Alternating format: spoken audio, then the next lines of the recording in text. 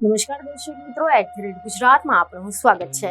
પોરબંદરમાં કુતિયાણાના ધારાસભ્ય કાંધલ જાડેજાના કાકી હિરલબા જાડેજા અત્યારે તો પોરબંદર પોલીસની કસ્ટડીમાં છે। તેમની સામે અપહરણ, ખંડણી અને સાયબર ક્રાઇમના ગુનામાં સંડોવણીના આરોપ મામલે ધરપકડ કરવામાં આવી હતી।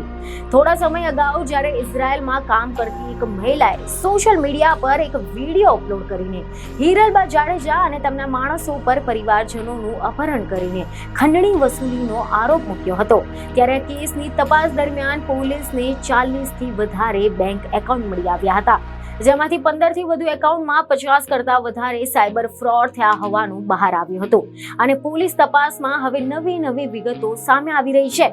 તેમ કથિતપણે હિરલબા જાડેજા દ્વારા જે સંચાલિત નેટવર્ક અને વિસ્તારમાં તેમના દબદબા અંગે પણ વ્યાપક ચર્ચાઓ શરૂ થઈ ગઈ છે, કારણ કે કેટલાક અહેવાલ એવા મળી રહ્યા છે કે હિરલબા જાડેજા એક ખાનગી સેવાભાવી સંસ્થાના પૂર્વ ગવર્નર છે, જેમાં તેઓ ધાર્મિક તહેવારો દરમિયાન જરૂરિયાતમંદોને રાશનની કીટ, દિવ્યાંગોને વ્હીલચેર અને દાંતની સારવાર વગેરેમાં મદદ કરતા હતા।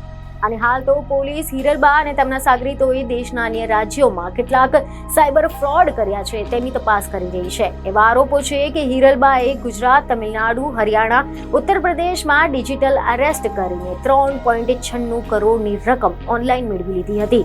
અહેવાલ તો એવા પણ સામે આવ્યા છે કે હિરલબા જાડેજા ગરીબ લોકોના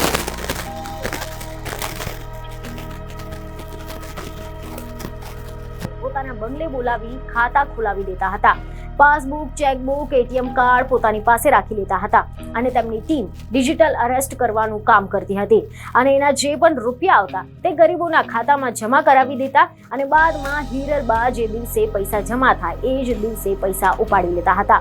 હિરલબાના બંગલાની તપાસ દરમિયાન પોલીસને 250 મિલકતોની ફાઇલ મળી હોવાનું પણ સામે આવ્યું છે।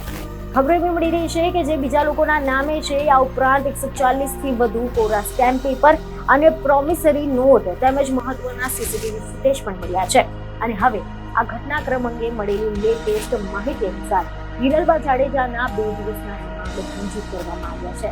બીજું ખબર સાથે ફરી મળીશું।